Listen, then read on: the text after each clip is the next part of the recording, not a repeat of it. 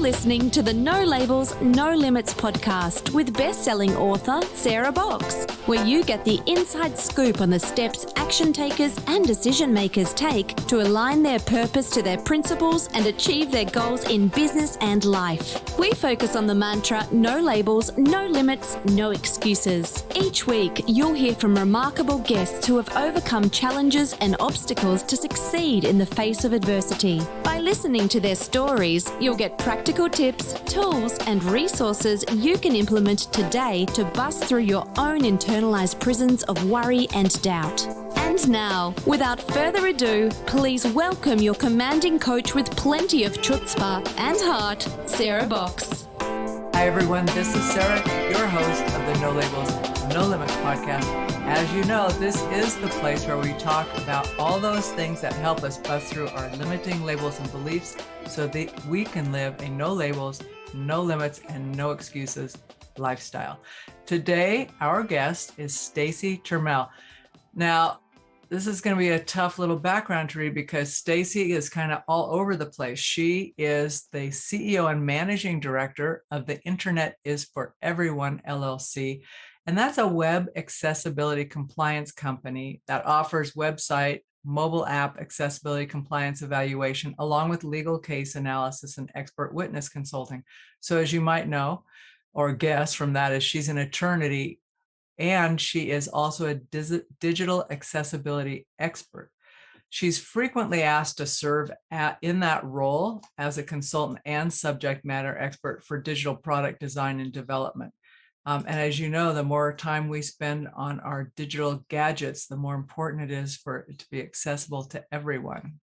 And what I really love about Stacey is her dedication to helping female business owners and entrepreneurs make things happen that they never thought would be possible.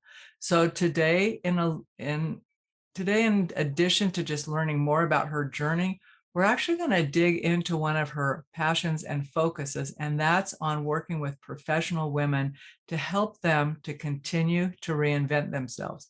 Pick me, pick me. I think reinvention is an ongoing exploration, and just in a little bit of pre-chat, Stacey brings a lot of insight that I think you're going to love. So let's just get to it. I want to welcome you to the podcast, Stacey. It's really great to finally have you on the show. Thank you, Sarah. It's really great to be here. I really appreciate the invite. So I like to start by asking our guests kind of a similar question, a little bit different from each person's perspective, but is there something that you do daily that keeps you focused on your own dreams and goals? I would say yes. So every day at the end of the day, what I do is I write a to-do list for what I want to get done the next day. And it accomplishes two goals for me. One is as things are flowing through my head at sometimes a ridiculous pace, I can just write them down. And the second is I feel like that clears my mind because I know I've written it down. And so I just leave like one of those small notepads out that I write it for the next day. And then that's what I'm looking at taking care of. I try to do it in order of priority if possible, but if something just randomly pops in my head, I go in there, even if it's like at 10:30 at night, right before I'm going to bed, I go in there and write it down. So it clears my mind. So I'm not like running it over and over in my mind while I'm supposed to be trying to sleep. Well, and then you don't wake up the next morning going, what was I supposed to remember, right? And then you're spending time racking your brain about that. Exactly. Yeah. Well, let me just ask you to back up a little bit and share a little bit of your background and what led you first into becoming an attorney and then to creating your company. Well, I've been an attorney for 27 years. And the reason why I wanted to go to law school at the time when I was younger was I wanted to have unending learning opportunities. And at the time, being a scrappy 22-year-old, I also wanted to have unending earning opportunities. I just did not want to have any limits whatsoever. And I wanted to be able to just have like the sky is wide open, for whatever I wanted to pursue. And so I've had the opportunity over the past 27 years to practice many different areas of the law, still primarily in the area of litigation. And I've also had the opportunity to work in higher education administration.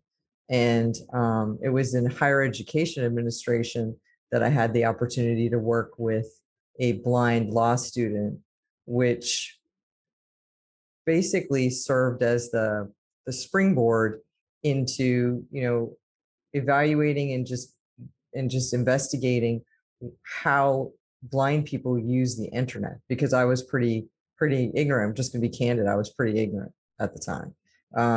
So that's what allowed me to do that.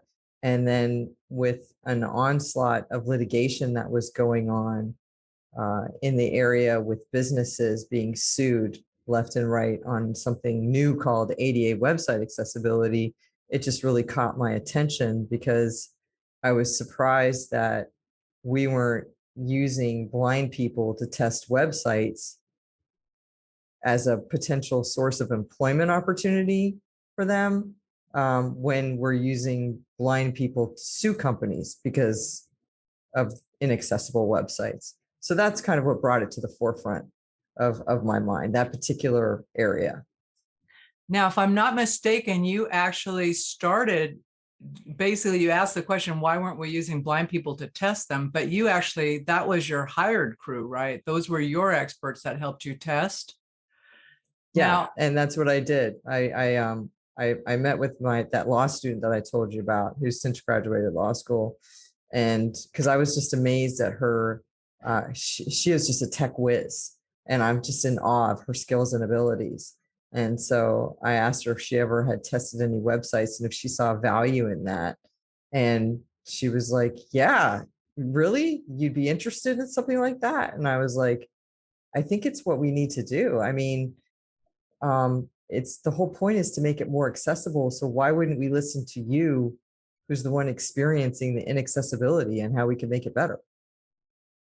it's hard to, if you're not in that position like she is, you don't know. Like you might say, oh, this is the issue. And she would say, oh, that's really not an issue. This is the issue. So that sounds like that might have been really innovative when you first started doing that. It was innovative to the point of being ignored. And what I mean by that is, there is a certain extent, a certain population in corporate America that takes the mindset of la la la la la. We don't want to focus on that. I don't want to know that this is a problem. I don't want to deal with that. And then there's also, just the general stigmatism that goes, that is applied to people with disabilities in general. I mean, I remember when my colleague, she said to me, "Stacey, people with disabilities are treated similarly to people who are felons. Nobody wants to come near them and nobody wants to talk to them." And I was just like really struck by that. I was like, what? And it's a fear-based response, Sarah, because they're different, right? So you're not sure how to interact with them, not sure how to talk, and it just comes from, it's new and different. And so if you think about it, the more time that you spend with somebody who might be perceived as different, the more that you get comfortable with them. And the more that you get comfortable with them, that fear subsides, and then you're just able to interact. So, people with disabilities are different. And so that's why they're generally kind of shunned to a certain extent. So how did that experience change you personally, Stacey? What can you look and go, just because of this period of time, I am different in this way?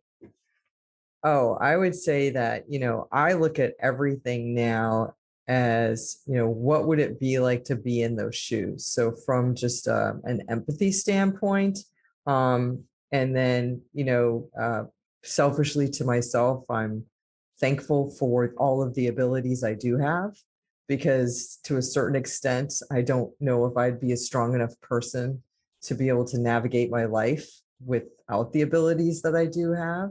And so, for that, I am greatly appreciative. It also makes me look at so many different things, especially like I can't help but look at a website now to determine whether or not it's accessible. I look at emails that come out to determine whether they're accessible and think about, like my colleague, she can't use a mouse, right? She's blind. She can't use a mouse. She wouldn't know where the mouse is, Sarah. I mean, it's not helpful. So she's got to navigate everything she does using a keyboard.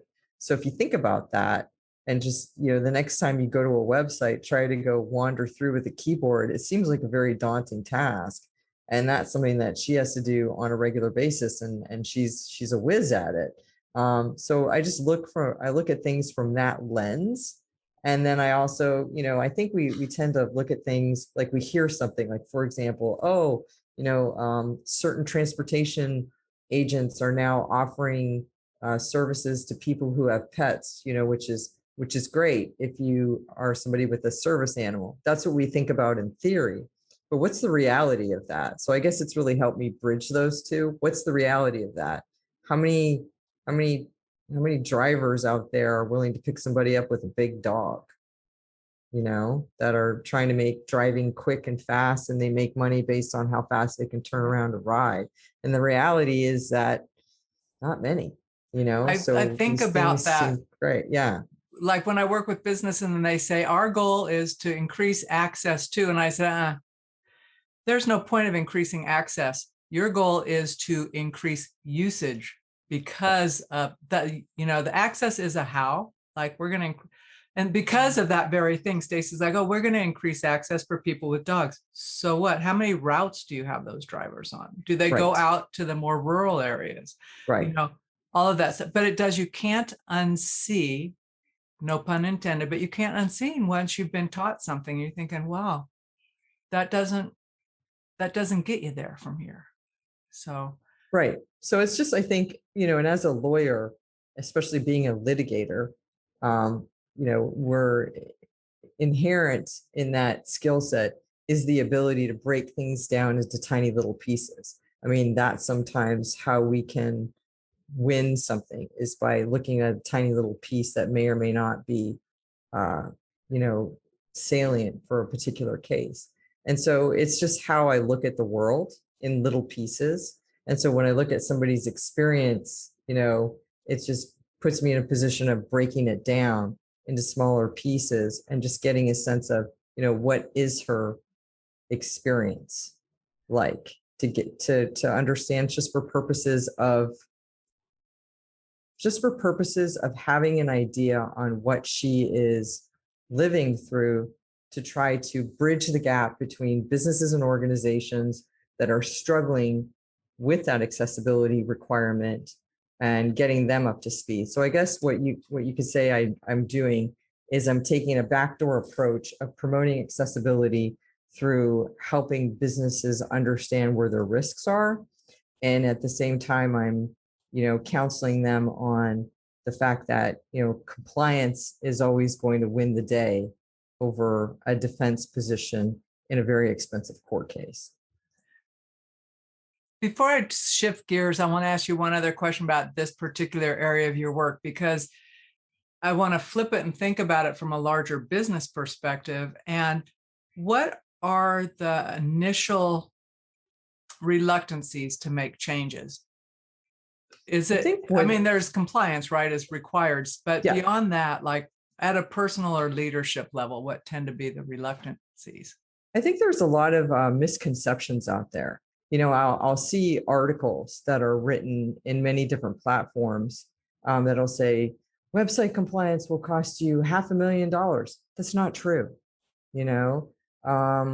or these quick fix organizations out there that are just capitalizing on the ignorance, which is for $49 a month, I can make your website accessible.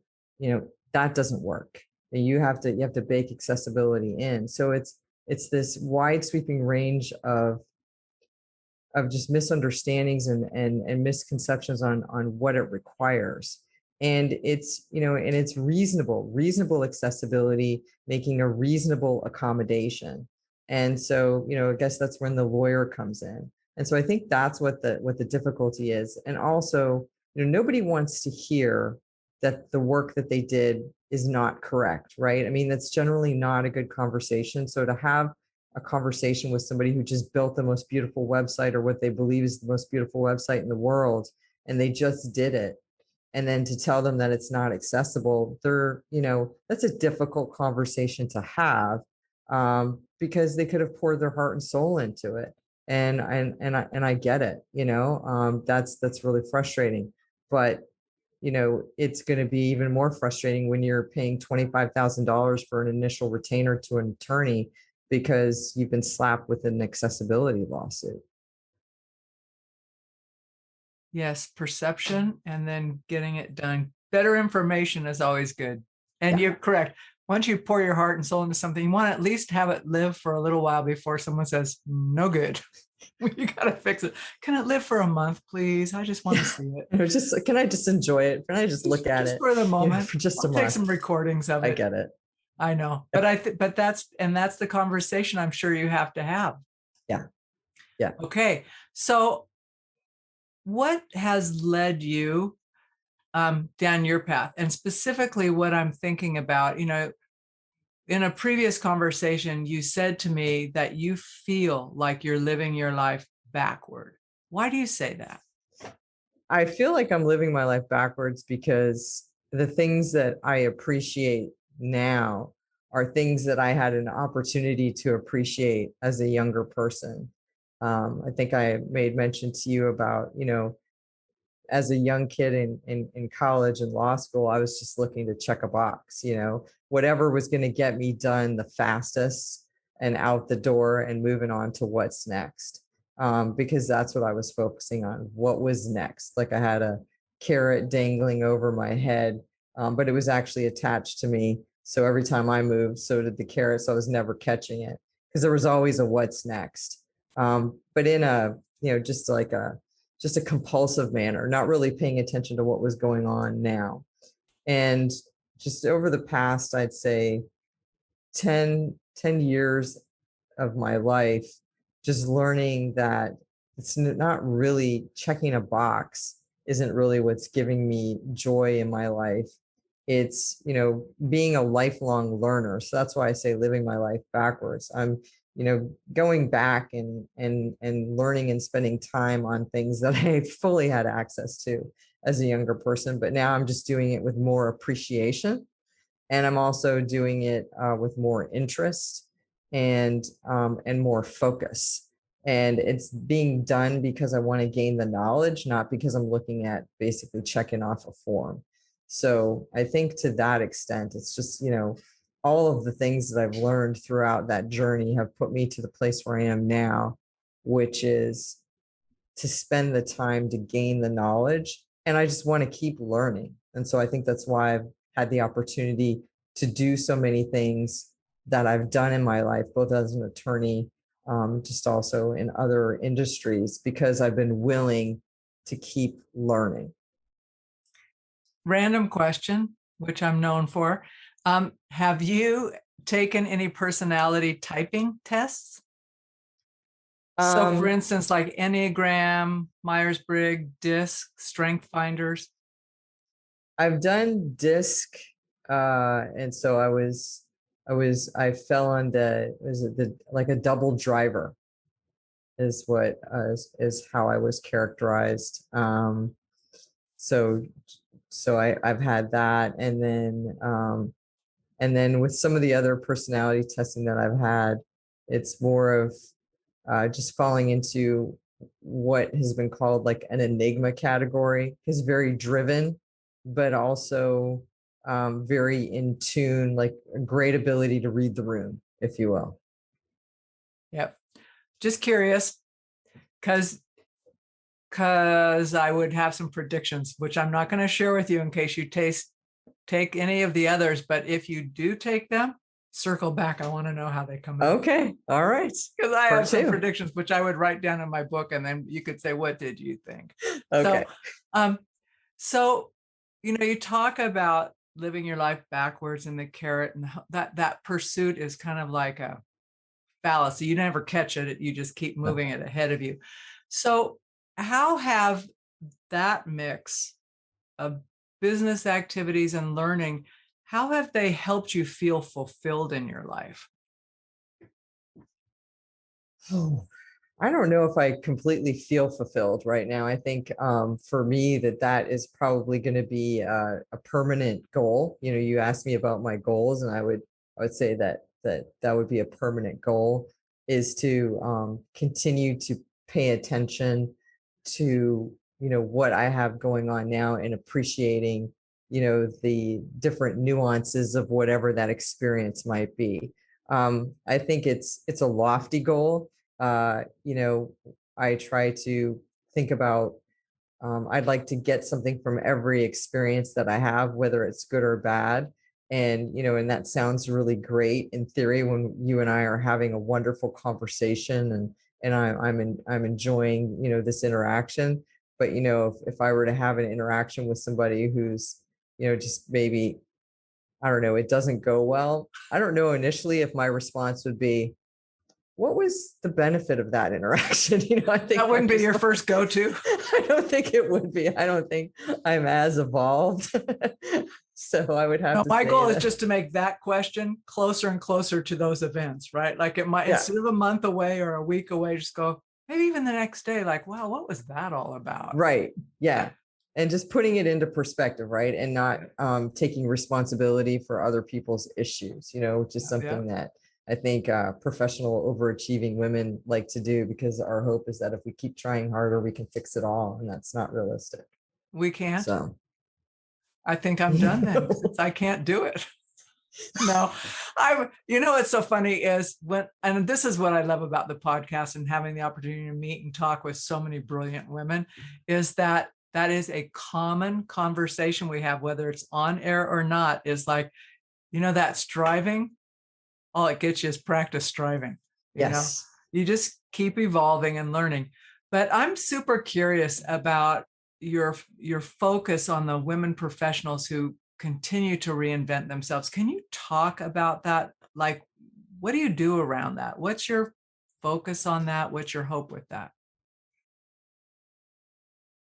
I think my focus on that is, you know, anytime I'm interacting with any other women colleagues, um, you know, for whatever reason, I tend to just zero in, especially if, you know, they're having a difficult time, on making sure that they understand that there are options. So looking at creative resolutions to difficult situations.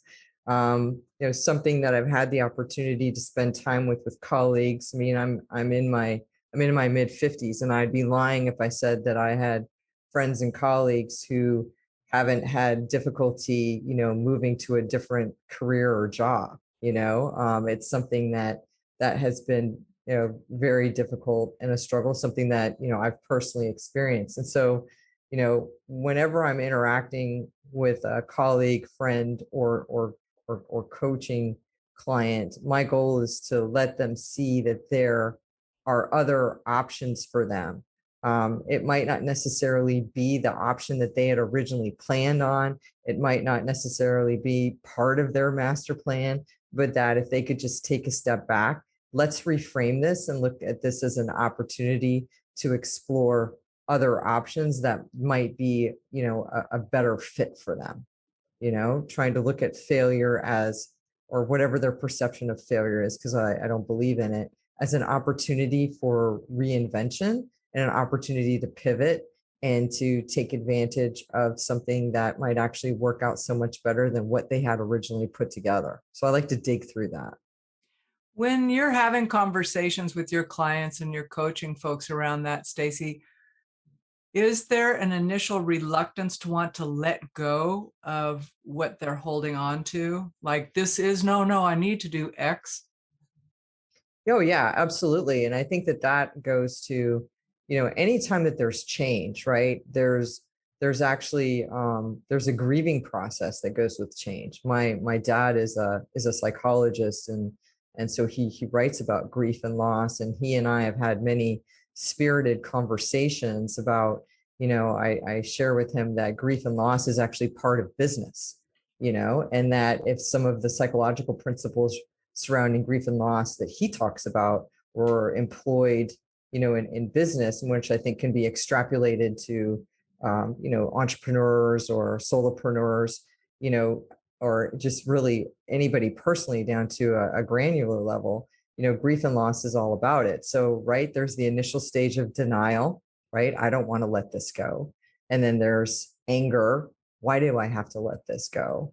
And then there's sadness, like, crap, I really have to let this go, and then you hope that the healing process takes place to be able to see beyond that and hopefully not get stuck in any of those one areas. But are people able to pivot super easily? No. And I think another reason for that is because women generally, just in my experience from the litigation work that I've done, and also just from the interactions that I've had, we tend to spend a lot of time analyzing and paying attention to details and really doing a lot of research and due diligence to find something that we really like and then become very invested in it. It's usually not like a skimming the surface type situation. So when you have somebody who's really invested in something, it would be, of course, incredibly difficult to have them, they're just not going to necessarily go, okay, yeah, I'll let that go. Like a light switch. Well, there is that, the whole sunk cost of time, Yes. emotional energy, all of that.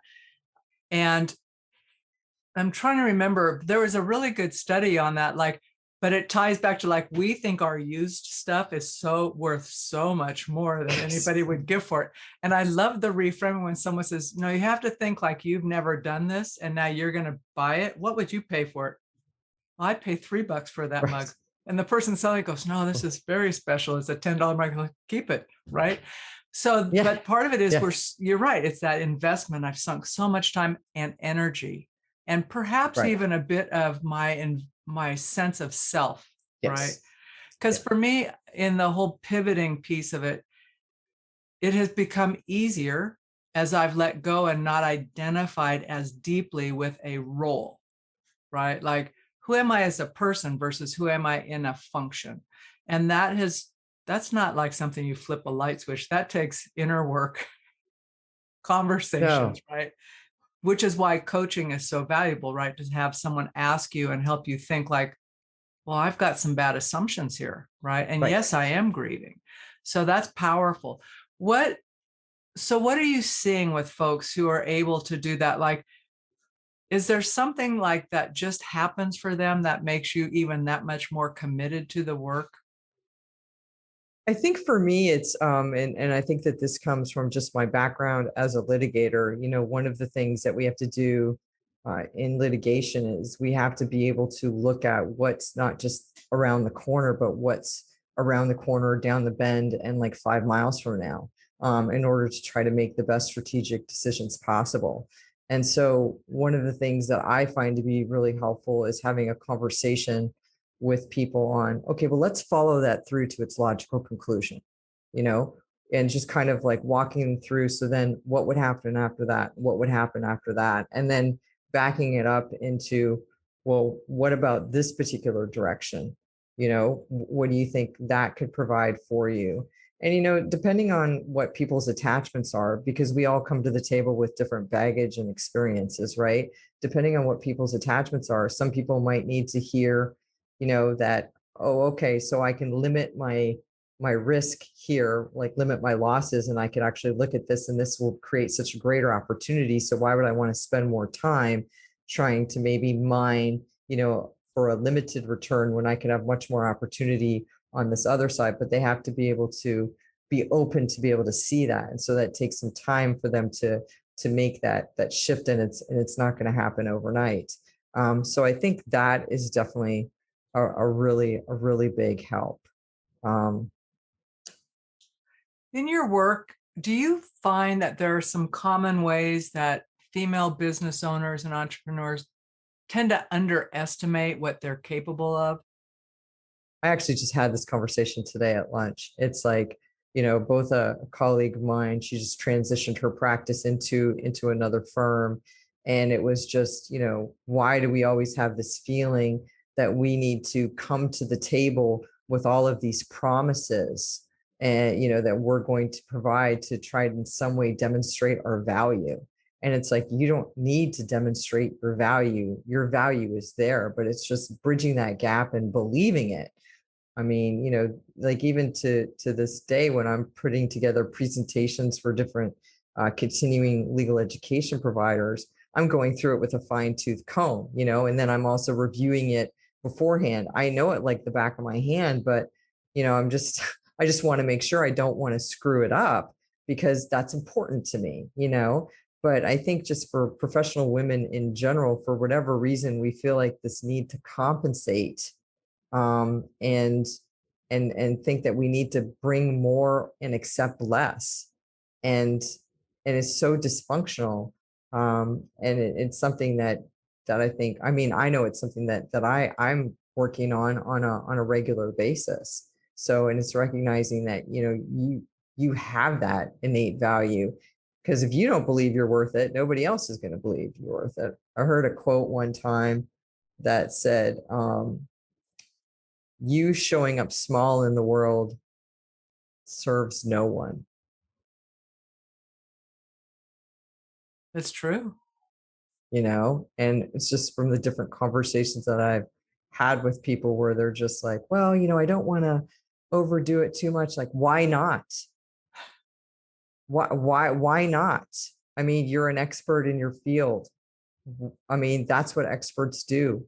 Be you, don't Seems play kind of yourself crazy. down. Yeah, I know. But it is what it is. And that's so funny, your example you gave on the PowerPoint or the presentation slide deck and mistakes, right? And I'm thinking, it is hard to sit knowing that something is not perfect. And I have worked where it's like, no, it has to be 100% perfect. Guess what? I don't know a soul. I can look at your stuff and find something. Oh, I think the kerning on that spacing's off a little, Stacey. You might want to fix it.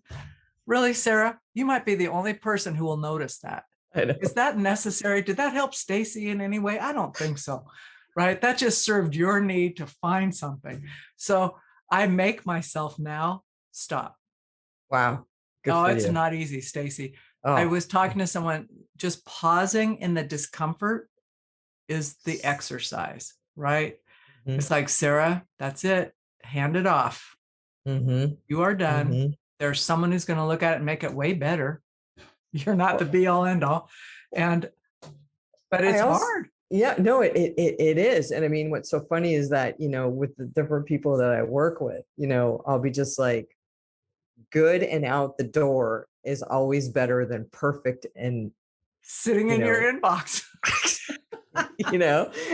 And so I'll have that conversation, but there I'll be scanning my email for the third time. I know, my God.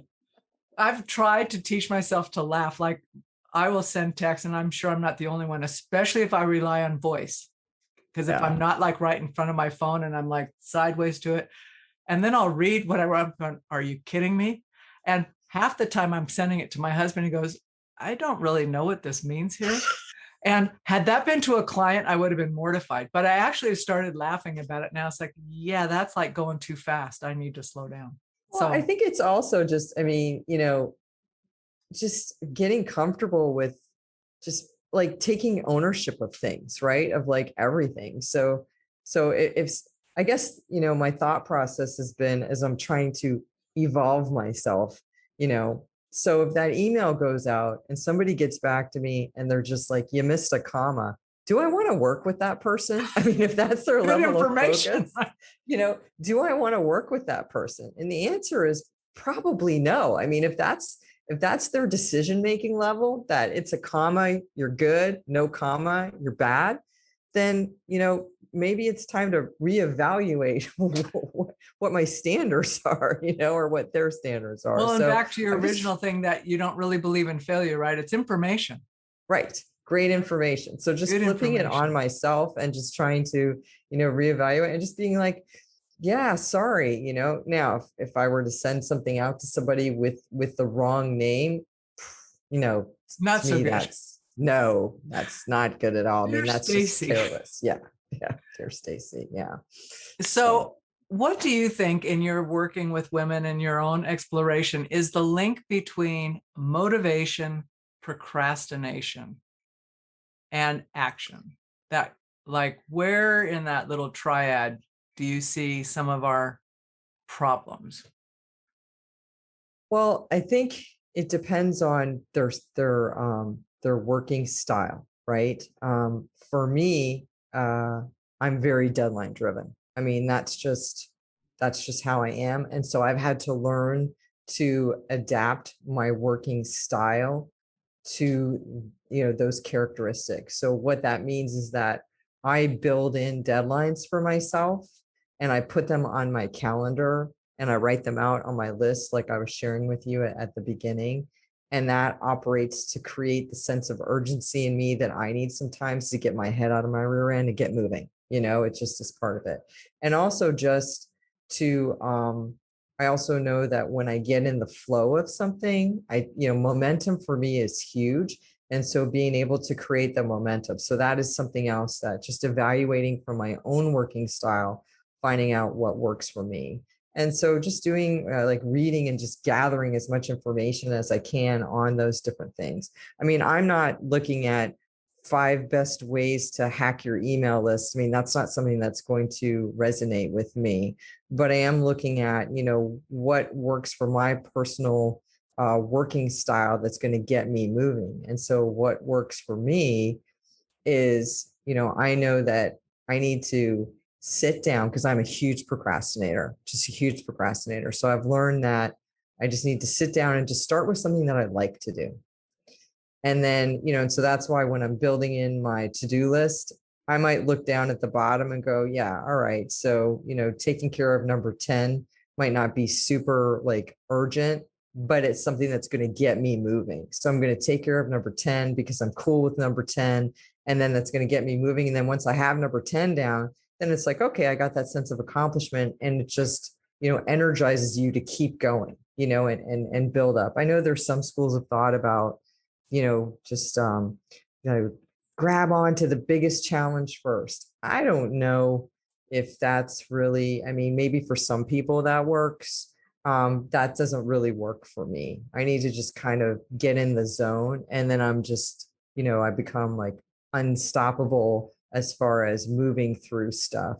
I also know that on the days where I'm not very productive, I'm not feeling really great as far as, I'd rather be productive and accomplish things. And I know that that feeling at the end of the day of getting things done is definitely something that continues to motivate me as far as moving forward to get other things done. So I think it's paying attention to different people's working styles. Mhm. There are some people out there, who they're just like, they're constantly going to be moving and doing things.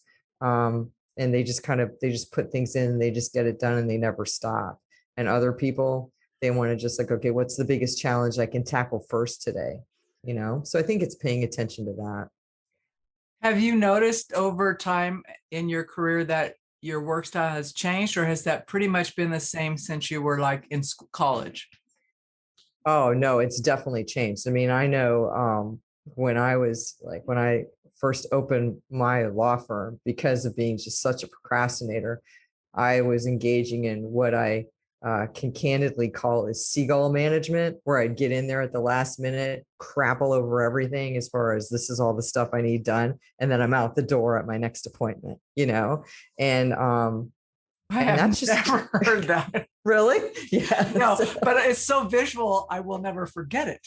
Right. And I'm going Sorry. to go, seagull management. I got it. Hey, I've worked for some seagull managers, and I've got to tell Right? you, it's not good being a managee under a seagull No, manager. no, and Just so that, FYI. yeah, no, I completely agree, and so it was also stressful because I'm running late, and I'm just like I'm not articulating what I want done very clearly because I'm rushing.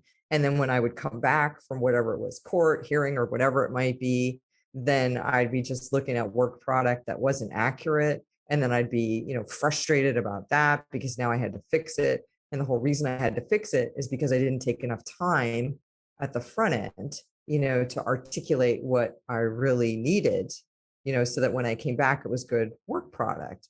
And so it was just, learning that throughout a process of years, as far as just understanding that that's not really an effective management style. And that's also not a good communication style.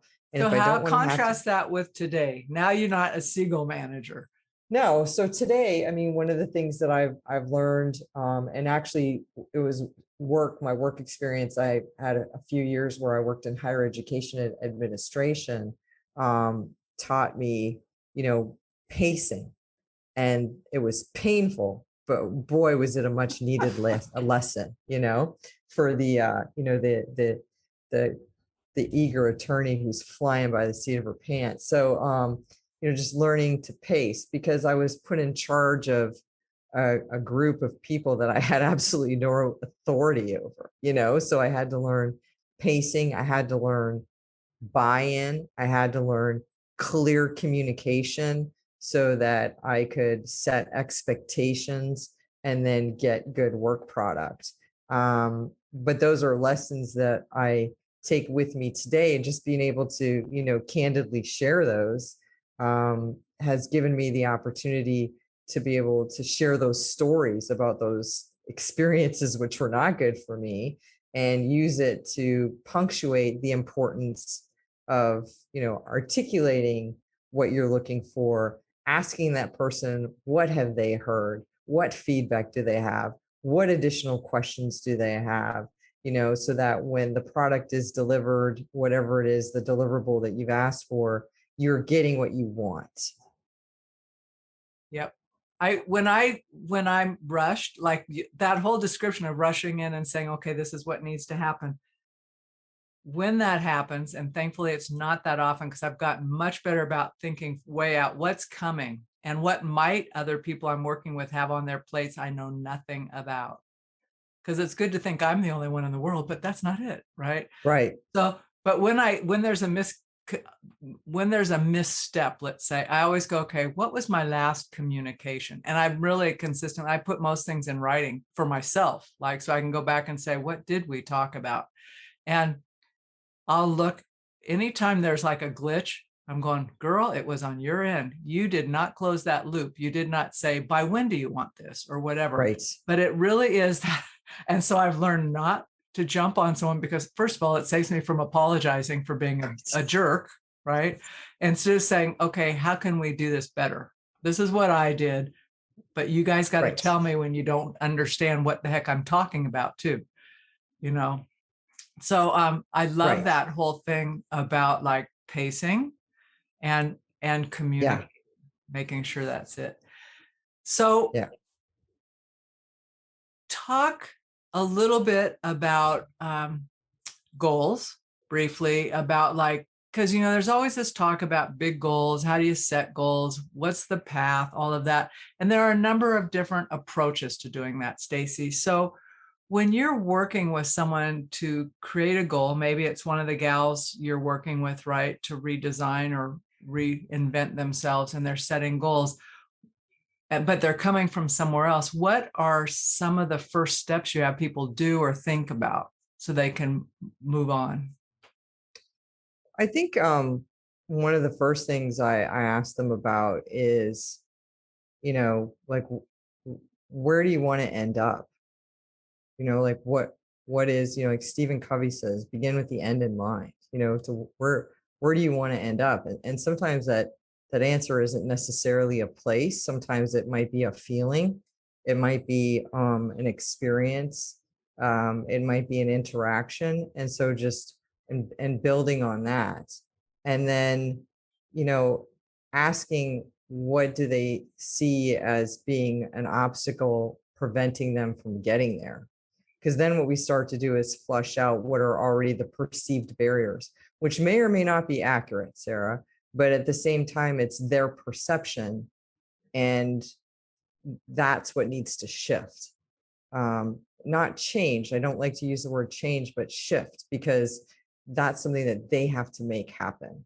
I can't make that happen for them. I can try to ask questions to maybe illuminate some different options, but it's up to them to make that shift if they can.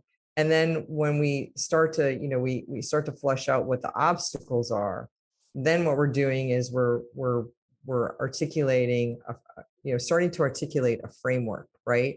Which is what are some potential resistance points that we're going to come up with. And then we go back to, okay, what's the overall goal? And so what do you think that we need to have in place in order to get to that goal? And then we start to, put in what I call, check-in points, or just, mini goals, if you will, like on that road, right? I guess you would call them like rest stops that you would achieve on the way to whatever that destination might be. So if it's like, well, I want to get certified in change management, so that I need to do this. Okay, so where do you want to end up working? And they articulate that. So the certification. So let's look at that.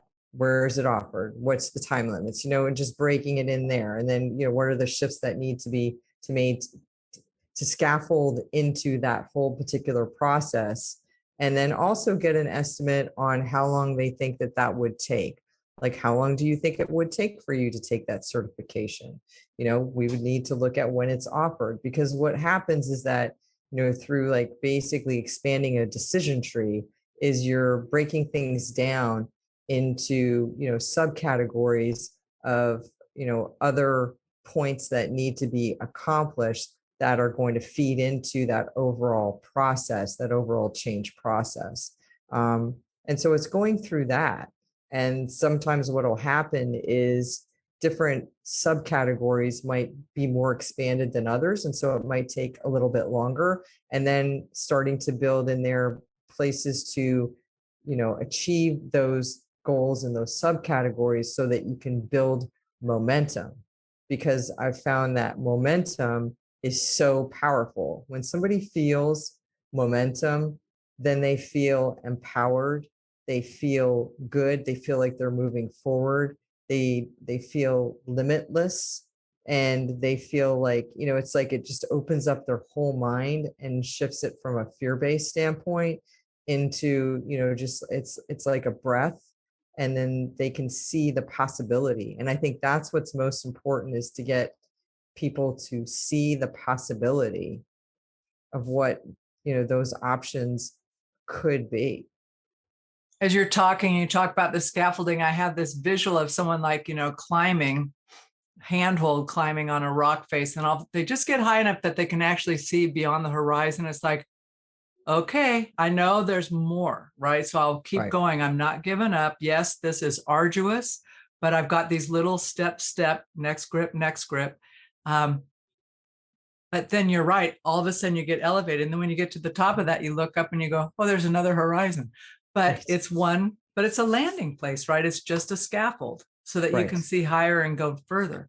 So I really like your visual analogies. They work for me, Stacey. Just want to say, hey, so, okay, I'm imagining there are listeners saying, I need to connect with Stacey. Number one, she's smart.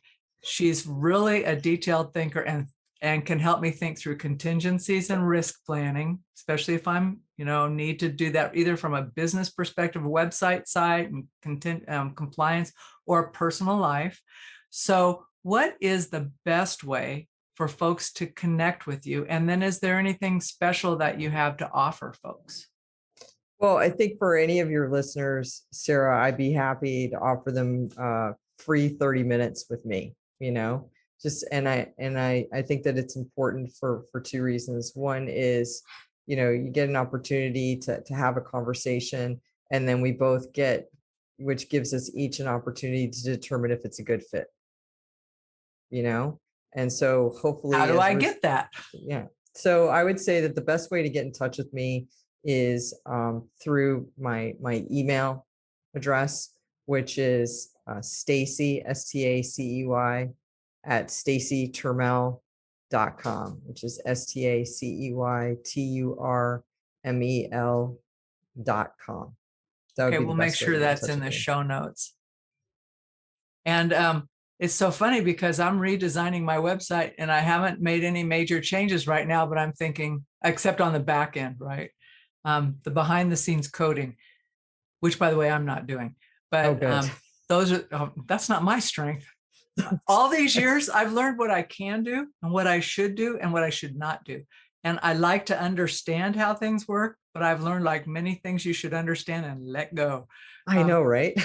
It just, understanding helps me ask better questions, but I don't need to be Yes. tinkering in other people's expertise. So, but you've given me some things to think about today and bring back to my team to really look at. And I remember working with a statewide group of hearing impaired folks who taught me a ton about facilitating and what that looked like. And I thought, yeah, it's similar to you. You don't know what you don't know because you just are used to Right. your own experience. So Right. thank you for opening my world, and I'm sure our listeners' worlds, to considering things differently, because we take a lot for granted what we're able to do, especially if Well, we thank you for haven't having had. me, Sarah. It was great. Yeah. So cool. Thanks, Stacey. And I'm sure we'll be back in touch. All right. Take care, Sarah. Bye. Bye. You've been listening to the No Labels, No Limits podcast with best-selling author, change agent, and strategic vision coach, Sarah Box. You can grab the show notes and find out how to work with Sarah at sarahbox.com/No Labels, No Limits podcast. We'd love this podcast to reach as many people as possible. So please remember to rate, leave a 5-star review, and share the podcast with someone you think would get value from this conversation. Until next time, keep taking those daily action steps to align your purpose to your principles and achieve your goals in business and life.